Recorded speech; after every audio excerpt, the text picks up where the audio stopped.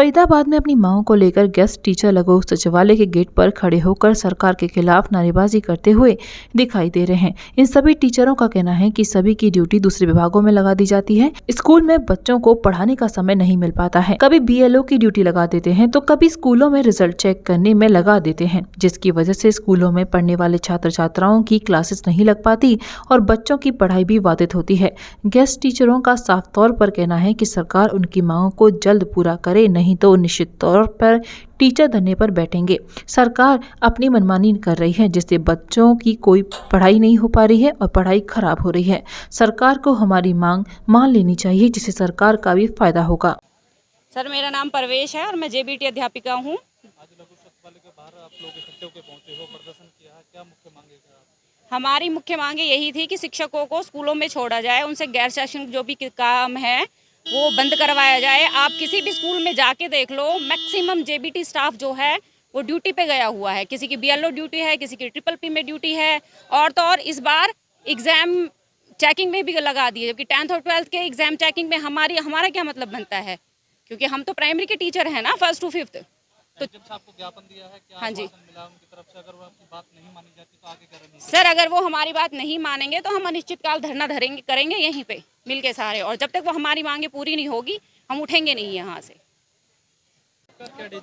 जी, मेरा नाम देवेंद्र गौड़ है और मैं राजकीय प्राथमिक शिक्षक संघ का जिला उप प्रधान हूँ। लघु सचिवालय के बाहर आप प्रदर्शन कर रहे हो, इससे पहले भी आपने प्रदर्शन किए हैं, क्या मांगे हैं, मुख्य मांगे? देखिए, आज हमारी मुख्य मांग है कि अभी जो BLO ड्यूटीज़ होती हैं उसमें आंगनवाड़ी वर्कर्स की ड्यूटी को काटकर और JBT शिक्षकों की ड्यूटी लगाई गई है।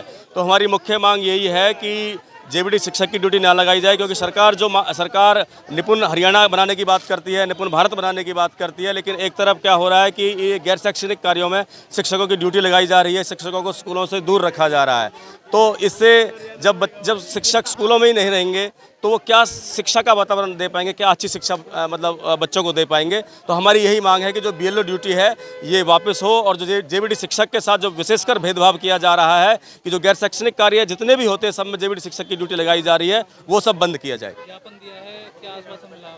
जी, ज्ञापन दिया है और अभी जो हमारे SDM साहब। सर, जो हमारा मुख्य मुद्दा है वो ये है कि सरकार ने निजीकरण का बिल्कुल मन बना लिया है एजुकेशन का, और सरकार जहां प्राइवेट स्कूलों को कहती है कि भाई आप 1,80,000 से कम जिसकी भी इनकम है आप अपने बच्चों को प्राइवेट स्कूलों में पढ़ाओ, फीस हम देंगे, और सरकारी स्कूल में 90% से ऊपर स्कूलों को मॉडल संस्कृति स्कूल नाम दे दिया गया है, उन्हीं स्कूलों को, उसी इंफ्रास्ट्रक्चर को, और वहाँ पे कहते हैं कि 200, 250, 300 ऐसे क्लास के हिसाब से आपको फीस देनी पड़ेगी। बहुत सारे बच्चे ऑन रोड हैं, उनका जो शिक्षा का मौलिक अधिकार है कि 1ली से 8वीं तक मुफ्त और अनिवार्य शिक्षा, वो उन बच्चों को अवेलेबल नहीं हो पा रहा है। उनका नाम प्राइवेट स्कूलों में था। कोरोना काल में वे गरीब आदमी अवेयर नहीं थे, वे अपने बच्चों को स्कूल से ना तो उनका नाम कटवा सके, ना कहीं नाम लिखवा सके। स्कूल वालों ने इतनी मोटी मोटी लाखों में फीस बना दी, अब वो पे करने में समर्थ नहीं है। और जब हम MIS पोर्टल पे उनका नाम लिखने की कोशिश करते हैं तो वो बच्चे जो है उस स्कूल में दिखाई देते हैं जिस स्कूल में उनका नाम है। हमारे हाथ में कुछ नहीं, हम नाम भी नहीं लिख सकते। ना वो बच्चे सरकारी स्कूल में पढ़ पा रहे हैं, ना प्राइवेट में। कितनी बड़ी पीड़ा है। और सरकार हमारी BLO ड्यूटी और कहीं RTI, अनेक प्रकार की ये वार्डबंदी, इस प्रकार की ड्यूटी लगा के हमें जो है स्कूलों से बाहर रख रही है। और अभिभावक आगे टीचर्स को गालियां दे रहे हैं कि भाई आप लोग कुछ काम नहीं कर रहे। अब देखो, रिजल्ट बनाया तो उसमें हमें काम दिया गया कि आप पहले अवसर ऐप पे रिजल्ट चढ़ाओ। कैसे चढ़ाओ? पहले क्वेश्चन का आंसर क्या दिया बच्चे ने? क, दूसरे का ख, तीसरे का क, चौथे का B, C, ऐसे करके। तो उसमें क्या हो रहा है कि टीचर फोन पे लगा हुआ दिखाई देता है पेरेंट्स को। आगे क्या रणनीति रहेगी आपकी? हमारी रणनीति ये है कि अगर सरकार ने हमारी बात नहीं मानी तो हम यहाँ पर जो ना आमरण अनशन करेंगे, और ये BLO ड्यूटी, गैर शैक्षणिक कार्य में ड्यूटी, ये वापस ले, निजीकरण की पॉलिसी को वापस ले। Thank you.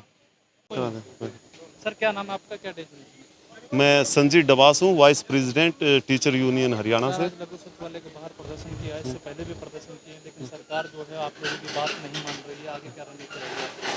रणनीति यही है, हम धरना प्रदर्शन जो है अब इसको लंबा करना पड़ेगा, हमें अनशन पर बैठना पड़ेगा, क्योंकि सरकार के कानों पर कोई जू नहीं रेंग रही और उन्होंने एक ठान लिया है कि इस विभाग का, शिक्षा विभाग का निजीकरण करने के लिए लगातार प्रयास किया जा रहा है, गरीब बच्चों को शिक्षा से वंचित किया जाए, किस प्रकार से, बस यही प्रयास होता है प्रशासन का और सरकार का। ज्ञापन भी दिया है, क्या आश्वासन मिला है?